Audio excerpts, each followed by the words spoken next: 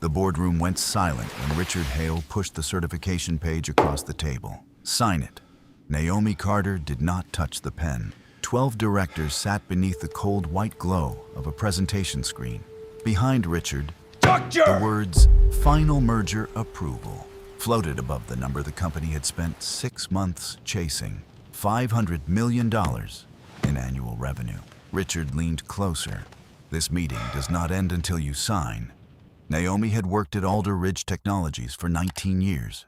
She was the accountant people forgot was in the room until a number refused to make sense. She did not fight for attention.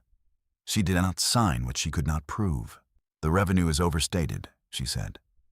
$46 million was recorded before the customers accepted the orders. It is a timing adjustment. It is not a sale. Daniel Cho, the chief financial officer, stared at the table. Richard's voice hardened. Are you refusing a direct order in front of this board? I am refusing to certify numbers I know are false. The smile left his face. Then you no longer work here. He lifted a termination letter from his folder. Effective immediately, Naomi Carter is terminated for insubordination, theft of confidential materials, and unauthorized interference with this transaction. A security officer appeared behind the glass doors before Human Resources had spoken and before the board had voted. Elena Marquez, chair of the audit committee, looked down at the termination letter. It carried yesterday's date. Naomi saw her notice it. The firing had been prepared. Naomi removed her company badge and set it beside the unsigned certification. Then she placed a red file in the center of the table. Richard reached for it. Naomi kept one hand on the cover. This is addressed to the audit committee. What is in it? A director asked.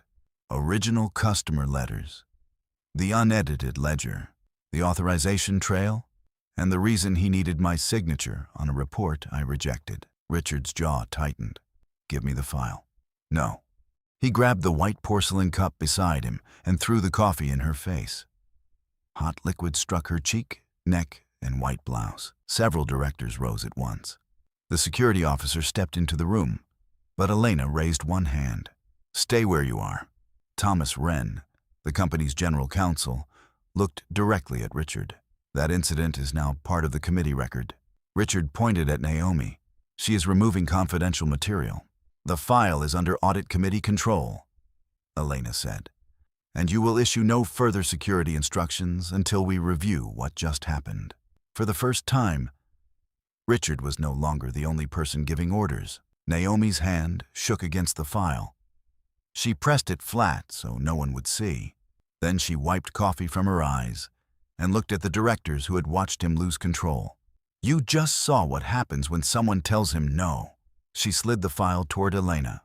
If no one opens it, the merger closes at noon, and everyone at this table becomes responsible for what is inside. Paula Stern from Human Resources moved to escort her out. Naomi let her. The board had not restored her job, and the coffee burning her skin was beginning to hurt. At the door, she looked back once. Elena had already placed both hands on the red file. 24 hours earlier, Naomi had believed the hardest part of her week would be reconciling 17 purchase orders that did not belong in the quarter. She arrived at the finance floor before 7 on Tuesday morning, carrying the same black canvas lunch bag she had used for 12 years. The office was mostly dark. Beyond the windows, rain pressed against downtown Chicago in gray diagonal lines. Naomi preferred the hour before everyone arrived. No meetings, no urgent messages, no executives asking for numbers before the numbers were ready. Leah Bennett, the youngest accountant on her team, was already at her desk. You beat me, Naomi said. Leah looked up too quickly. I couldn't sleep. On her monitor, a revenue report filled the screen. 17 rows were highlighted in yellow. Naomi set down her bag. What changed? I ran the final comparison against Friday's file. Leah swallowed. These orders moved from pending to completed. Naomi pulled over a chair. The total at the bottom read $46,280,000. Who changed the status? I don't know. The system says the update came from the executive reporting group. Were the products delivered? Not according to logistics. Customer acceptance? Not uploaded. Cash received? Leah shook her head. Naomi did not react. She opened the version history and compared timestamps. The original file had been saved at 6:14 on Friday evening. The altered version appeared at 11:38 that night. Do not change anything, Naomi said. Leah looked relieved and frightened at the same time. Should I call Daniel? Not yet. Naomi copied the original file to the restricted audit archive. Then she printed the version report. Leah watched her. Are we allowed to do that? We are required to preserve original financial records. That is not what I asked. Naomi glanced at her. Leah had been at Alder Ridge for 11 months. She was smart, careful, and still young enough to believe the rules protected people who followed them. Naomi knew better. We are allowed, she said. But from this point on, write down every instruction you receive. Date, time, name, exact words. Leah's face changed. You think this is deliberate? I think 17 orders changed after close. That is all I know. Naomi believed accusations should be the last step, not the first. 19 years in corporate finance had taught her that most bad numbers began as ordinary mistakes. A duplicated invoice, a contract entered under the wrong code, a tired person working too late. But it had also taught her that deliberate fraud often arrived wearing the clothes of a harmless correction. At 8:30, an all-hands message summoned department heads to the executive auditorium. Richard Hale stood on stage beneath a blue screen displaying the logos of Alder Ridge and Northline Global. He wore a dark suit, no tie, sleeves slightly rolled in the casual style his communications team had spent years teaching him. This company has survived 3 difficult quarters, he began, and we survived because we refused to panic. Behind Naomi, employees whispered. Richard spoke about the proposed acquisition as if it were not a transaction, but a rescue mission. Northline's capital would preserve product teams, stabilize debt, and protect thousands of jobs. Then the slide changed. 500 million. That is the threshold, Richard said. We crossed it because every department stepped up. Naomi felt the room applaud around her. She did not clap. On stage, Richard found her in the crowd. His eyes remained on her for 1 beat too long. After the meeting, Daniel Cho sent Naomi a message. Richard needs your initials on the final revenue package before 8 tomorrow. Naomi replied immediately. Please send the customer acceptance documents supporting the 17 reclassified orders. Daniel did not answer. At noon, the documents still had not arrived. At 3, Naomi requested them again and copied the internal audit mailbox. 10 minutes later, Daniel appeared at her desk. He closed the glass door behind him. You did not need to copy audit, he said. I requested support for $46 million. And I am getting it. Then audit will receive it too. Daniel lowered his voice. Do you understand what is happening here? Yes. No, Naomi. I mean the whole company, the bank covenant, the acquisition, the layoffs if Northline walks. She studied him. 17 years earlier, Daniel Cho had arrived at Alder Ridge as a nervous junior analyst with an expensive degree, and no idea how a general ledger actually behaved. Naomi had taught him how to trace a bad number backward instead of forcing it forward. When he made a $6 million forecasting error in his second year, she found it before the quarterly call and corrected it without humiliating him. Later, she had recommended him for management. When the board chose him as CFO, he sent her a handwritten note. I would not be here without you. Now he stood in her office asking her not to copy audit. Send the contracts, she said. Daniel's mouth tightened. You are making this harder than it needs to be. No, the absence of support is making it hard. He looked through the glass at Leah's desk. Tell your team to stay focused on their assigned work. My team is focused on the financial statements. Daniel opened the door. Before he left, Naomi said, Put the instruction in writing. He turned back. What instruction? The instruction to include the 46 million. His phone lit with a message from Richard. Daniel read it, forwarded it with 2 quick taps, and locked the screen. For the first time, he did not look like the CFO. He looked like the young analyst who had once prayed Naomi would fix his mistake before anyone noticed. Then he walked away, without answering. If you believe integrity still matters when the entire room is against you, subscribe to True Worth Films. Character is revealed when doing the right thing has a real cost. By late afternoon, Naomi had located the support documents herself. They were not in the standard customer folders. Someone had moved them to a restricted directory labeled Commercial Accommodation. Inside were 17 side letters signed by Richard and the customer's procurement officers. The customers could cancel without penalty. Several installations had not begun, and some orders still lacked internal approval. Naomi printed the letters and placed them beside the altered report. The company had recorded uncertain future orders as completed sales. Leah stood in the doorway. "Daniel wants me upstairs." "For what?" "He said he needs to understand how I discovered the changes." Naomi looked at the clock. 4:42 p.m. "Do not go alone." He said it was a routine conversation. Routine conversations do not begin after someone moves $46 million. Naomi walked with her. Daniel was not alone. Human Resources Director Paula Stern sat beside him with a yellow legal pad. Richard's chief of staff stood near the window. Daniel frowned when Naomi entered. "I asked for Leah, and she reports to me." Paula gave a practiced smile. "Naomi, no one is in trouble. We are simply gathering facts. Then gathering them in front of her supervisor should not be a problem." Daniel motioned to the chairs. For 20 minutes, they asked Leah the same questions in different forms. Had Naomi instructed her to search executive files? Had Naomi expressed anger about not receiving a promotion?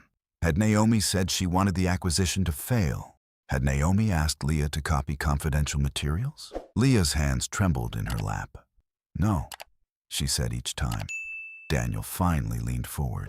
"Leah, you are early in your career. People sometimes misunderstand what a manager is asking them to do." Naomi felt something cold move through her. Daniel had used that sentence before. 14 months earlier, when a controller named Samuel Reed had questioned a set of unusual consulting payments. Daniel told the board Samuel had misunderstood executive instructions. Samuel was dismissed for poor performance 3 weeks later. Naomi had accepted the explanation. She remembered Samuel carrying a cardboard box past her office. He had stopped at her door and said, "You know I did not invent those entries." Naomi had answered, "I do not have enough information." Samuel had looked at her for a long moment. "That is how they win," he said. "They make sure the person with enough credibility never has enough information." She had thought about that sentence almost every week since. Now Daniel was using the same language on Leah. Naomi stood. "This meeting is over." Paula's smile disappeared. "You do not have the authority to end it." "Then you can continue without my employee." Daniel's face hardened. "Sit down, Naomi." "No." The room became still. Naomi turned to Leah. "Go back to your desk. Preserve your notes. Do not delete anything." Leah rose. Richard's chief of staff stepped in front of the door. Naomi looked at him. "Move." He did.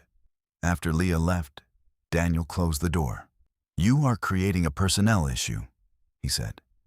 "You are trying to create a witness against me." "That is absurd." "Then ask her about the orders instead of my promotion history." Paula gathered her papers. "We should all take a breath." Naomi placed copies of the customer letters on the table. "Do these look like completed sales to you?" Daniel did not touch them. Richard's chief of staff did. He read the first page, then the second. "These were commercial concessions," he said. "They were cancellation rights. The customers intended to complete the purchases. Intent is not acceptance." Daniel rubbed both hands over his face. "Richard wants to see you." "Good." Richard's office occupied the northwest corner of the building, high above the river. By the time Naomi entered, the rain had turned the city windows black. Richard stood with his back to her, looking down at traffic. "You have had a long career here," he said. Naomi closed the door. "I have. You are respected. I hope so. You have also been disappointed." She waited. "The chief accounting officer position," he said.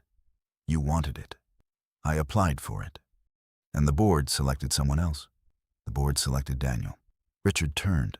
Daniel understands the difference between recording history and leading a company into the future. Naomi placed the side letters on his desk. These orders are not revenue. Richard did not look down. They will be. That is not the same statement. It is the only statement that matters to 4,000 employees who need this merger to close. You are asking the board to approve a value based on sales the customers can cancel.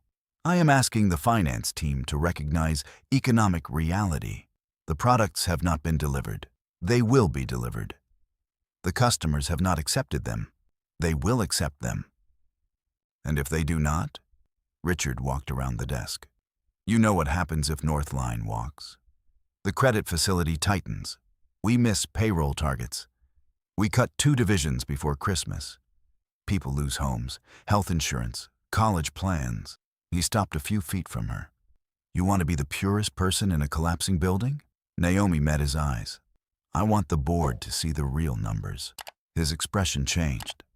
For the first time, the civility disappeared.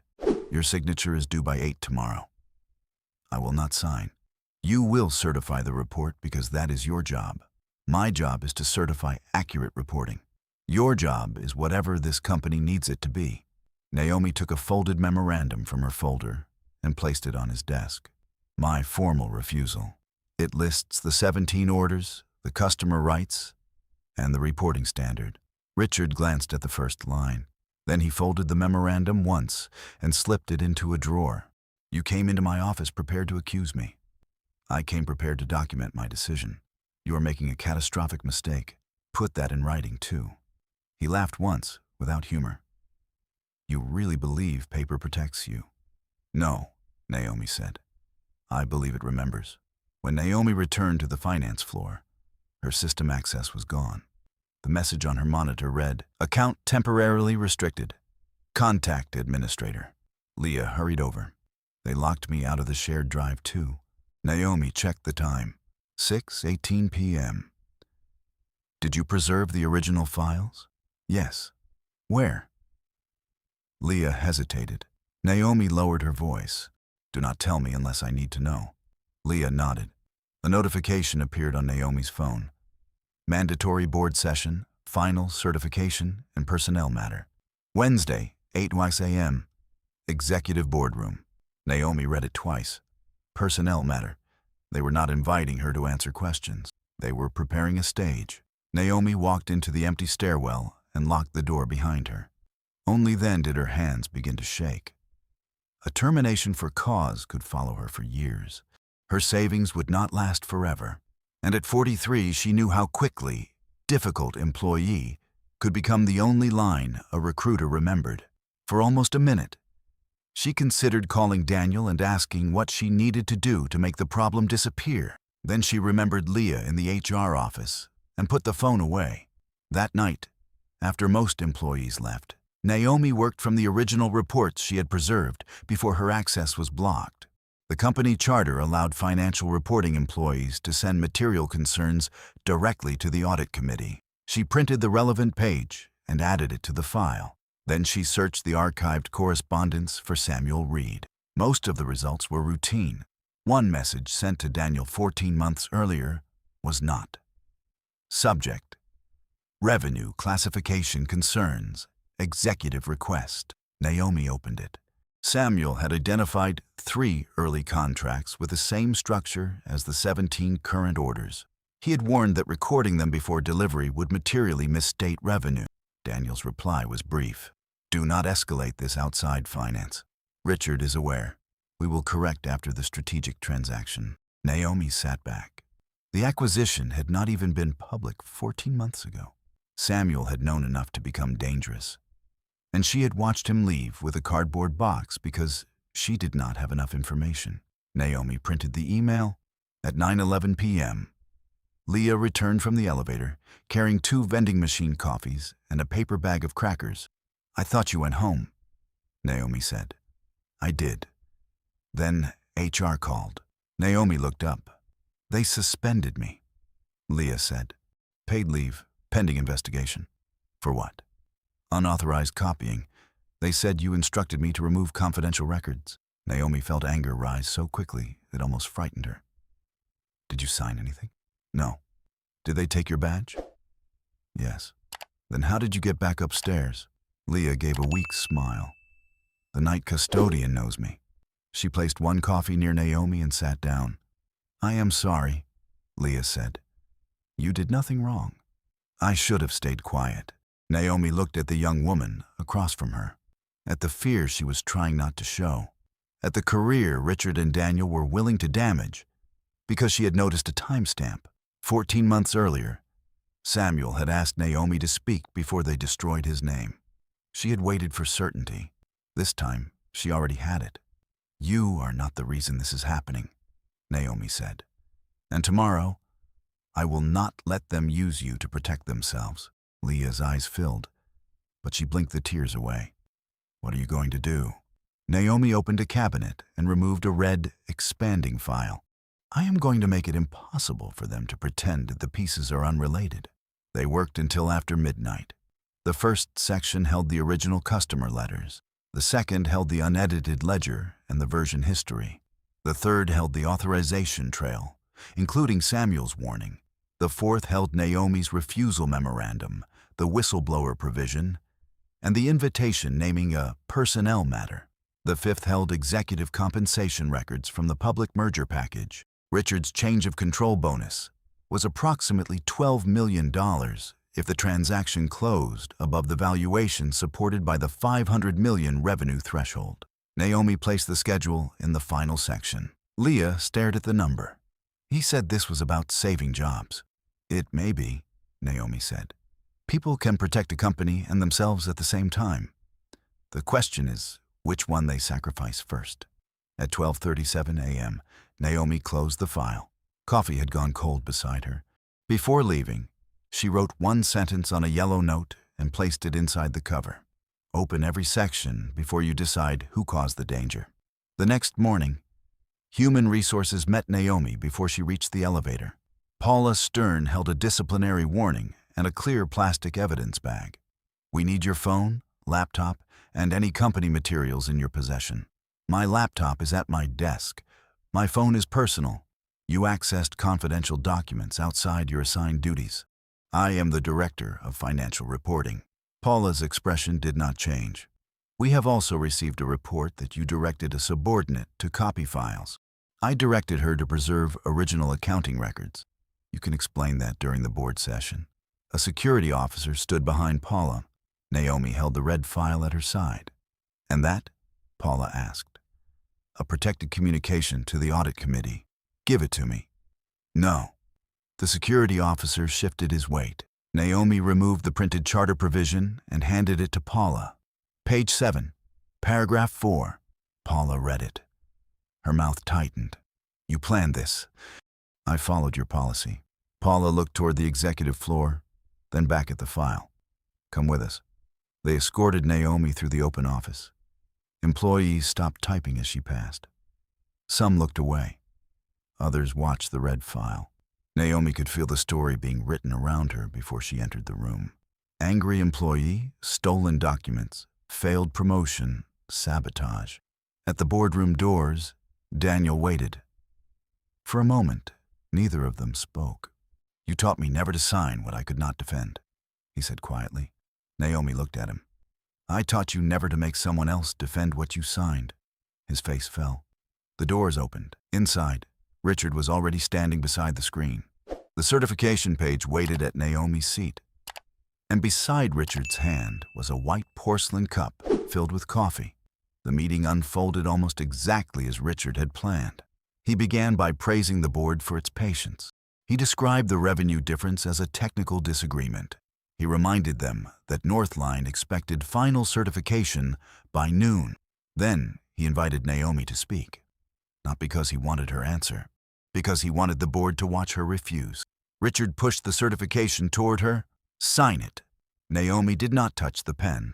The next 3 minutes ended with her fired, accused of theft, and standing beneath coffee stains while the red file rested under her hand. When she walked out, the security officer followed. Paula directed them into a small conference room 2 floors below. There were no windows, Only a table, 4 chairs, and a speakerphone in the center. A second HR manager waited inside with a thick envelope. Paula placed it in front of Naomi. This is a separation agreement. Naomi's blouse clung coldly to her skin. Coffee had begun to dry along her jaw.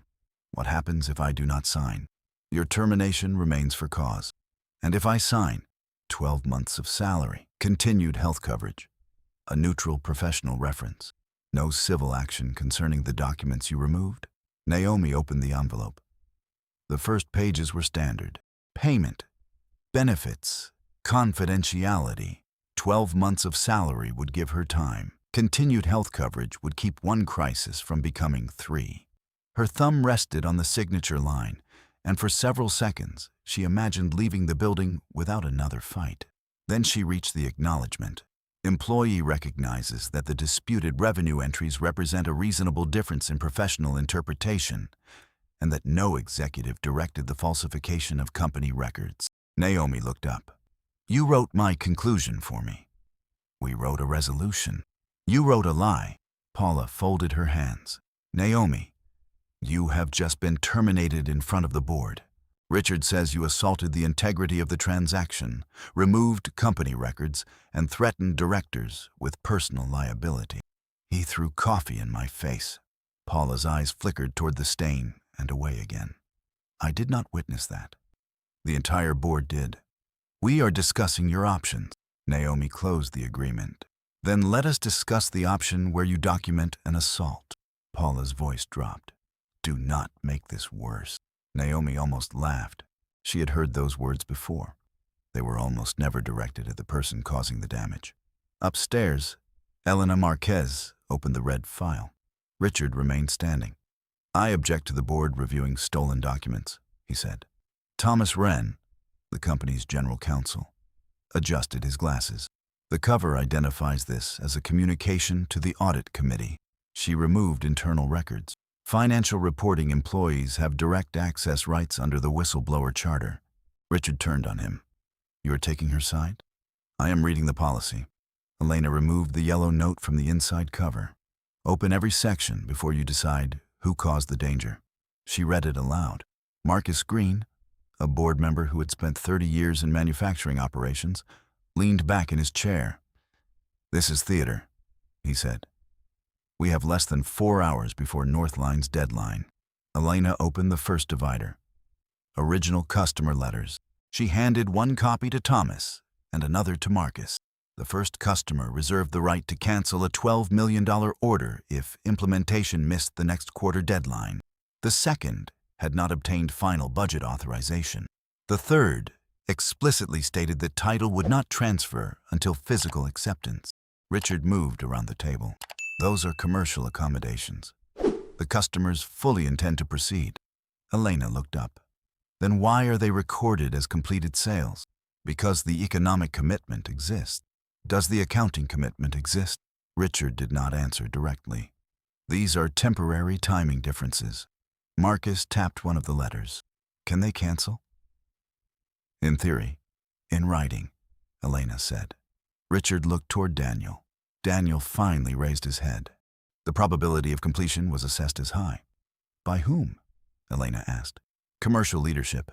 Not accounting? Daniel hesitated. The classification was reviewed by finance. Elena opened the second divider. Unedited revenue ledger. The original report listed all 17 orders as pending. Beside it was a later version showing them as completed. The total difference was $46,280,000. Thomas examined the version report. Naomi created the original file Friday at 6:14 p.m. The duplicate was created at 11:38 p.m. Richard crossed his arms. By her department. From Daniel's executive reporting credentials, Elena said. Daniel looked at Richard. For the first time that morning, the CEO's control appeared to narrow rather than expand. Marcus set down the letter. Bring Naomi back. Richard responded immediately. Absolutely not. She has been terminated, Elena said. She has not lost the ability to answer questions. She is a hostile former employee who stole records. Thomas raised the charter provision Naomi had included in the file. On the current evidence, she appears to have followed the approved escalation process. Richard turned toward the security officer at the door. Recover the file. Elena closed one hand over it. No. The word landed differently when spoken by the chair of the audit committee. Richard stared at her. Elena met his eyes. This file is now under committee control. The room had watched Richard fire Naomi. Now it watched someone deny him access to the object he had tried to seize. Downstairs, Naomi slid the separation agreement back across the table. I will not sign it. Paula exhaled slowly. You may never work in corporate finance again. That decision will belong to someone who reads the documents. You believe the board will protect you? No. The answer surprised Paula. Naomi continued. I believe the board will protect itself. That is why the file is organized in the order it is. The speakerphone rang. Paula pressed the button. Elena Marquez is requesting Ms. Carter return to the boardroom. Paula looked at Naomi. Naomi stood. The second HR manager blocked the envelope with one hand. The offer may not remain open. Naomi picked up her stained jacket. The answer was decided before I entered the room. When Naomi returned to the executive floor, employees had gathered near the glass partition. News moved quickly inside frightened companies. Some had heard she stole documents. Some had heard she attacked Richard. Some had heard Richard attacked her. No one knew which version would become official. As Naomi approached the boardroom, 2 security officers stepped in front of her. We need to search your bag, one said. For what? Company property. I was brought here by the audit committee. We have instructions from the CEO. The doors opened behind them. Thomas Wren appeared. The CEO's authority over this witness is suspended for the duration of the committee review, he said. The guards moved aside. Inside, Naomi found the red file open on the table. Coffee stained one corner of the cover. Her unsigned certification rested beside it. Richard remained at the head of the room. He had removed his jacket. His sleeves were rolled higher now, but the performance of relaxed leadership was gone. Elena pointed to the chair Naomi had occupied before her firing. Please sit. Naomi sat. Elena turned the altered report toward her. Your name appears in the prepared by field. The sentence struck harder than Naomi expected. For a moment, even she felt the trap closing. Richard spoke before she could answer. This is what I have been trying to explain. Naomi's department prepared the report. She is now attempting to distance herself from work she supervised. Several directors studied her. Coffee still marked her blouse. Her hair was damp near one temple. She looked less like an executive witness than someone pulled from the scene of an accident. Elena asked, Did you prepare this report? I prepared the original template. Is that a yes? No. I prepared the file that listed those orders as pending. Richard gave a short laugh. Now we are discussing versions. Yes, Naomi said. Because versions have times, users, and changes. Opinions do not. She asked Elena to place the original and final files side by side. Look at the bottom left document ID. The original ended in 041 The altered copy ended in 041 Now look at the creation time. Thomas read it aloud. Original, Friday 6:14 p.m. Copy, Friday 11:38 p.m. Look at the user credentials. Executive reporting account assigned to the CFO's office. Naomi turned toward Daniel. He had once sat beside her at a smaller desk and asked how she could always find the source of an error. Follow the number until someone asks you to stop, she had told him. Now the number had led back to him. Daniel, she said, did you authorize the duplicate? He looked at the board, then at Richard. We needed a scenario reflecting expected completion. That was not my question. Daniel's voice tightened. Yes, I authorized the duplicate. Did I approve changing the order status? No. Did I agree to sign it? No. Why was my name left in the prepared by field? Daniel looked down. Richard stepped in. Because her team prepared the underlying report. Naomi did not look at him. Daniel. The CFO's silence answered before his words did.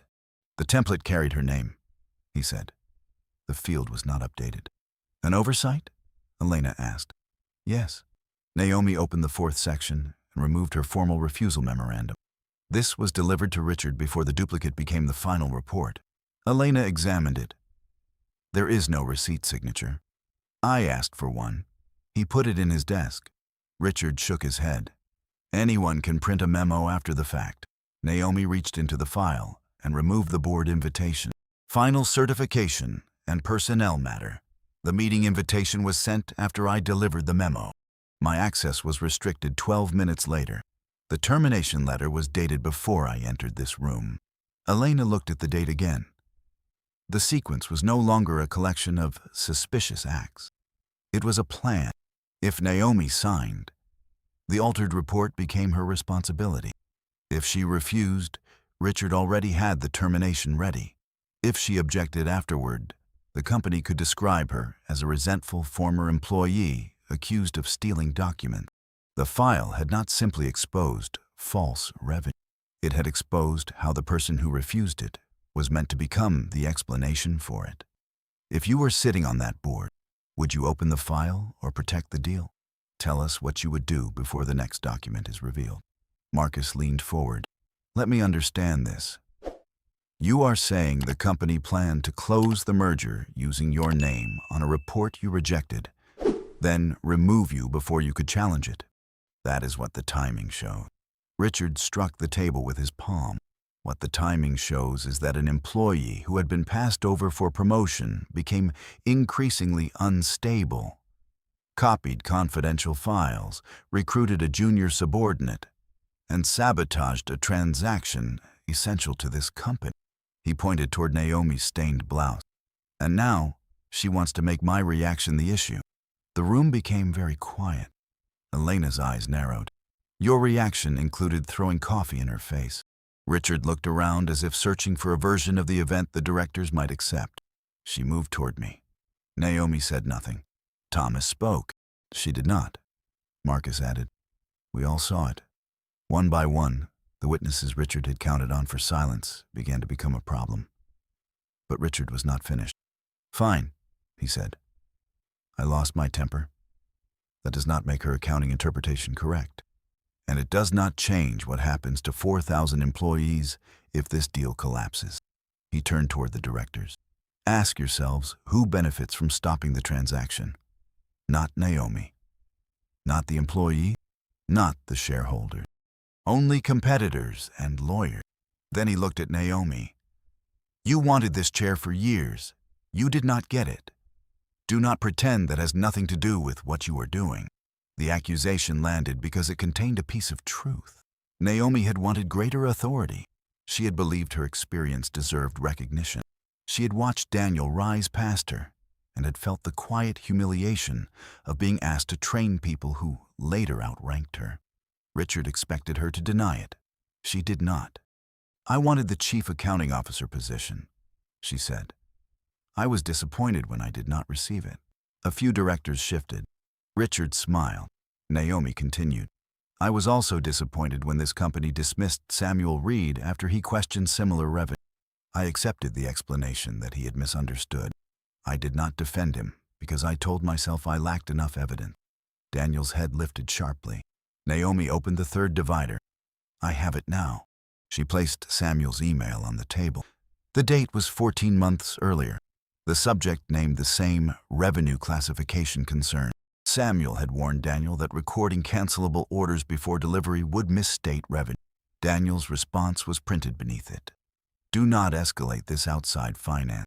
Richard is aware. We will correct after the strategic transaction. Elena read the final sentence twice. Marcus looked at Richard. What strategic transaction? The North Line deal was not announced 14 months ago. Richard answered too quickly. We were exploring several alternatives. You knew about this issue 14 months ago? I knew people were debating timing. And Samuel Reed was fired 3 weeks later? For performance. Naomi looked at Daniel. You told the board he misunderstood instruction. Daniel's face had gone pale. You let me believe it, Naomi said. You let everyone believe it. He swallowed. Samuel was difficult. No, Samuel was early. The words hung between them. The betrayal was no longer abstract. Daniel had not merely obeyed Richard once. He had participated in a pattern, and he had allowed the woman who built his career to stand beside him while another honest employee was erased. Elena closed the email. Find Samuel Reed. she told Thomas. Now, Richard shook his head. We do not have time for a former employee with a grievance. We had time to prepare Naomi's termination yesterday, Elena said. We have time to call him today. Samuel Reed answered on the third call. He was driving a delivery route outside Milwaukee. Thomas put him on speaker and asked whether he remembered the 3 contracts he had questioned. Samuel gave a bitter laugh. I remember losing my job over them. Did anyone direct you to record them as revenue? Elena asked. Daniel told me Richard wanted the quarter protected. When I refused, Daniel said the entries would be reversed after the transaction. What transaction? He would not say. Did Naomi Carter know?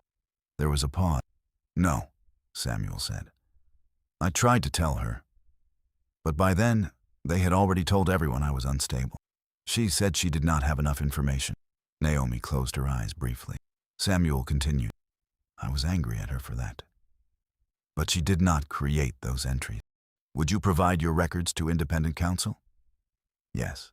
When the call ended, no one looked at Naomi with suspicion anymore. That did not mean the danger had passed. Marcus tapped both hands against the table. We can prove there is a control failure. We may be able to prove misconduct. But Northline's deadline is still noon.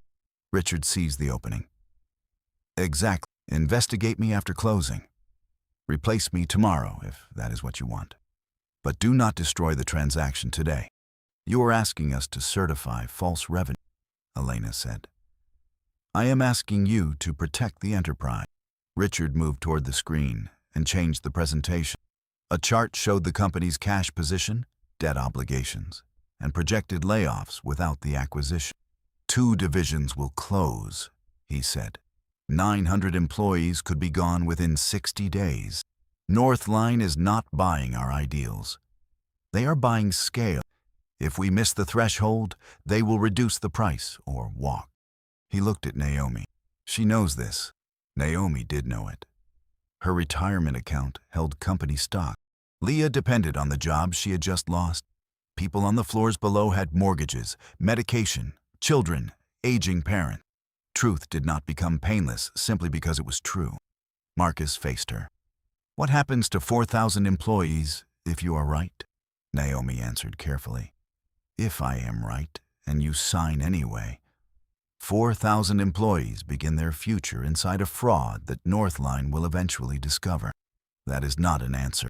It is the first part of one. Then give me the second. Correct the statements now. Notify Northline before they discover it themselves. Remove the false threshold. Freeze executive bonuses. Let an independent team determine the real value of the company. Marcus shook his head. They may lower the offer. They should. The honesty of the answer unsettled the room. Naomi continued. A merger is not saved because we convince the buyer to overpay for one afternoon. It is saved if the company survives what the buyer learns the next morning. Richard laughed. Spoken like someone who has never had to keep a company alive. Naomi turned to him. You do not keep a company alive by choosing who will be blamed when the lie reaches daylight.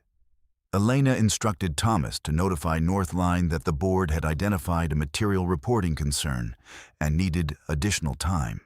Richard objected. Elena overruled him. At 10:26 a.m., Northline responded. The buyer would delay final signature until noon, but no later. If Alder Ridge could not certify the reported revenue, Northline would suspend the acquisition and reevaluate the valuation. The board had 94 minutes. The ticking clock changed everyone's posture. Thomas began calling customers. Daniel's team searched the system for supporting documents. Marcus reviewed cash forecasts. Richard moved from director to director, speaking in low, urgent tone. Naomi sat at the end of the table, while 2 employees from facilities brought her a clean company polo shirt. She changed in the restroom and returned with the coffee-stained blouse folded inside a plastic bag. On the way back, she saw Leah standing near the elevators with a cardboard box. Where are you going? Naomi asked. Leah's face was white. They changed the suspension to termination. Who did? Daniel approved it. They said I admitted copying restricted file. You preserved original record. They said I acted under your direction. Naomi looked through the glass wall toward the boardroom. The easy choice was to continue building her own defense. Leah's termination proved retaliation, but admitting she had instructed Leah to preserve records might strengthen Richard's accusation that Naomi coordinated unauthorized copying. Naomi took the box from Leah's hands and set it on a chair. "Come with me. I am not allowed inside." "You are not going inside alone." When Naomi brought Leah to the boardroom doors, Paula blocked them. "She has been terminated." "So was I. She is not part of the audit review. She is the person who found the altered entry." Paula looked toward Richard. Richard shook his head. Naomi opened the door anyway. Every face turned toward her. Elena said, "What is this?" "Retaliation," Naomi answered. "Leah Bennett was fired 15 minutes ago for preserving the original report." Daniel stood. "That is not accurate." Leah flinched at his voice. Naomi stepped beside her, not in front of her. "Do not defend me," she told Leah softly. "Tell them what you saw."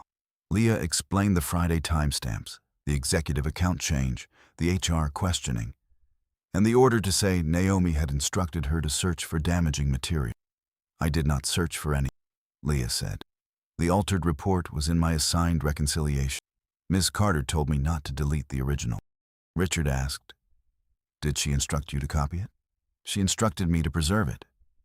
"Did you copy it?" "Yes." "Then you violated policy." Naomi spoke before Leah could be crushed by the wording. "I gave that instruction." Richard turned immediately to the board. "There. She admits coordinating the removal of records. I admit protecting the original financial statement after access began disappearing. You had no authority. I had a responsibility." Naomi looked at Elena. "If the board concludes that preserving the original was wrong, hold me responsible. Restore Leah's employment. She followed the instruction of her director and told the truth when asked." Leah looked at Naomi, stunned. This was the choice Naomi had failed to make for Samuel. Not blind loyalty, not pretending she knew more than she did. A public decision to place her own authority between a vulnerable employee and the people trying to rewrite her action. Elena ordered Leah's termination, suspended pending independent review. Richard's eyes narrowed. He had expected Naomi to fight for her name. He had not expected her to risk it again for someone else. At 10:58, the first customer confirmed the cancellation letter was valid. At 11:06, the second customer said Richard had personally asked that the side agreement not be forwarded to external auditors until after the transaction. At 11:13, a third customer confirmed no product had been accepted. The room no longer debated whether the revenue was wrong. It debated whether the board would knowingly sign it anyway. Richard asked for a private conversation with Naomi. Elena refused at first, but Naomi agreed. They entered a small lounge beside the boardroom. The glass walls had no blinds, so the directors could see them even if they could not hear. Richard closed the door. "You have proved your point," he said. "The board has seen the document. You can still walk out of here with everything you wanted." He placed a new offer on the counter. Chief Accounting Officer, 3-year contract, retention bonus, full restoration of benefit. A public statement that the termination had resulted from incomplete information. Naomi read the first page. Chief Accounting Officer. The title she had wanted for years. For a moment, she pictured her name on the office door, Leah back at her desk, and the stain on her record erased before anyone outside the building heard about it. Her fingers tightened around the page. "What do you need me to say?"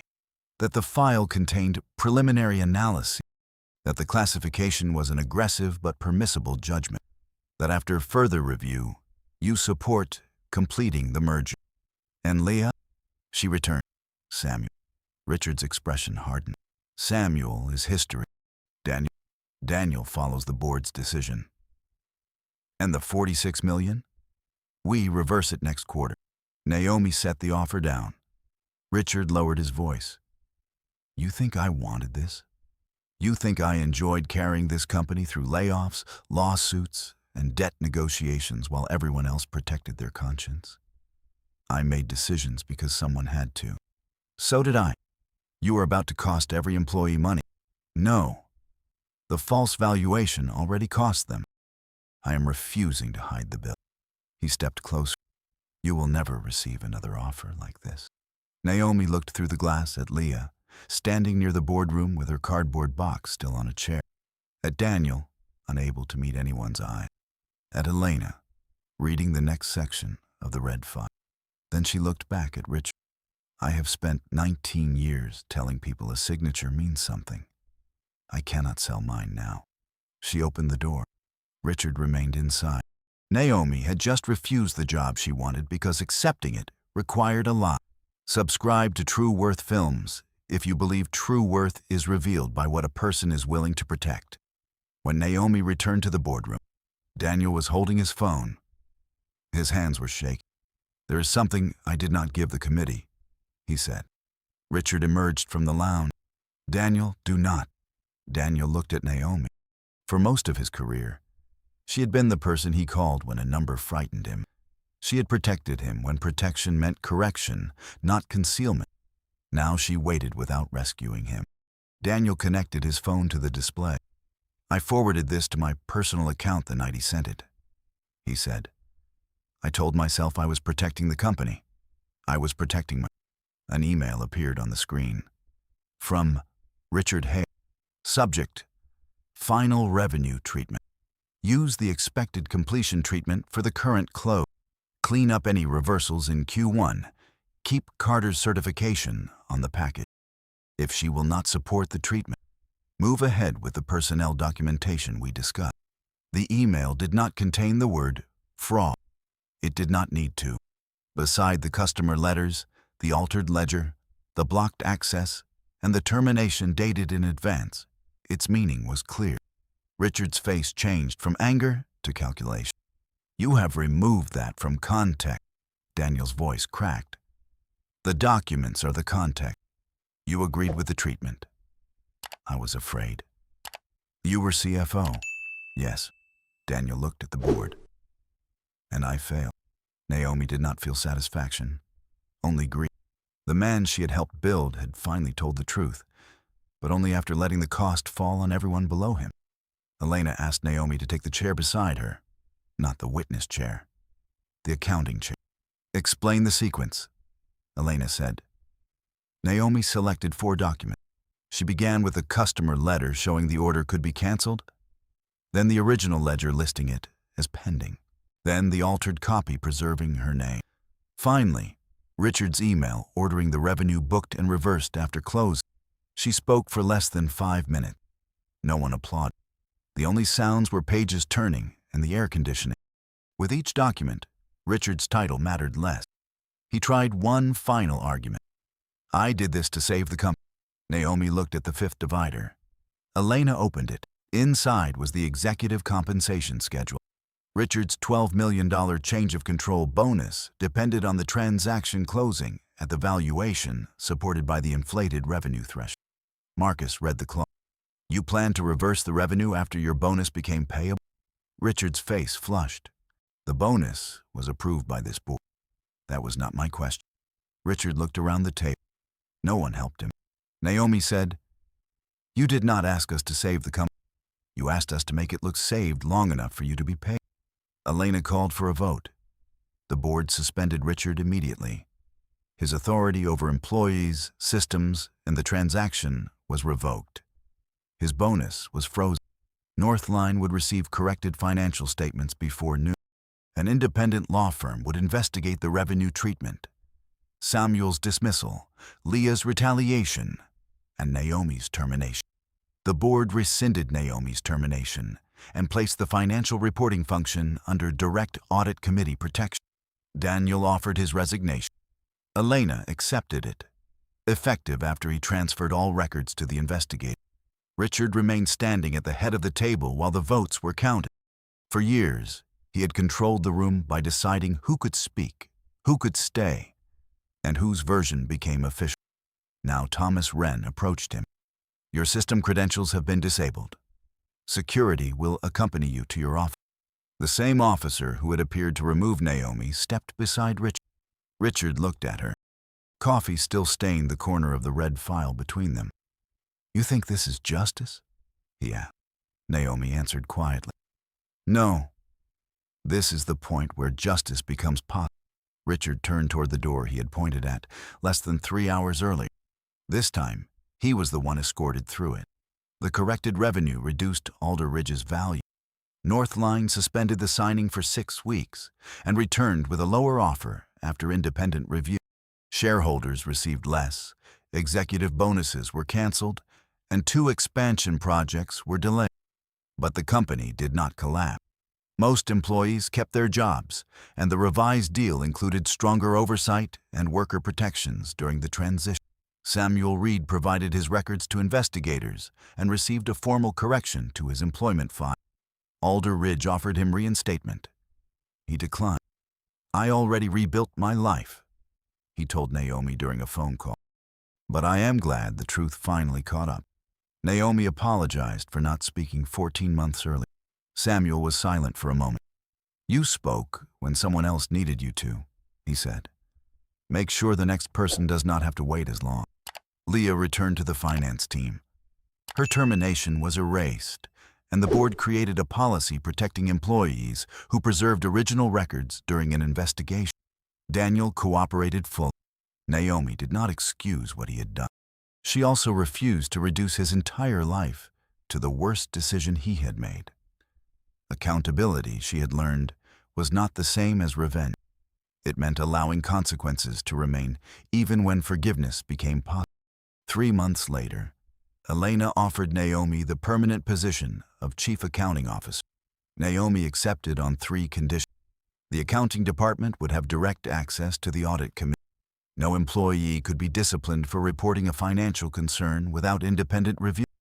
And every executive certification would include the names of the people who ordered, prepared, and approved each material adjustment. No more borrowed responsibility, Naomi said. The board agreed.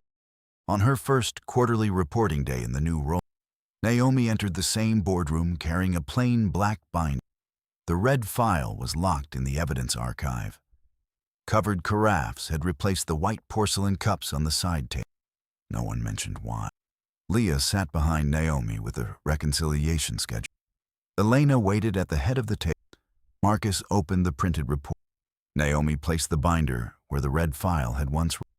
No security officer stood at the door. No termination letter waited beside her chair. Elena asked, Miss Carter, are these numbers ready for the board? Naomi opened the report. Yes, she said. Every one of them. True worth is not revealed by the title someone holds. It is revealed by what that person refuses to surrender when the title, the money, and the entire room demand a lot. Was Naomi right to risk the entire deal? Or should the board have completed it and corrected the numbers later? Share your opinion in the comments and tell us the city, state, or country where you are watching from. Subscribe to True Worth Films for more emotional stories about dignity, courage, and justice.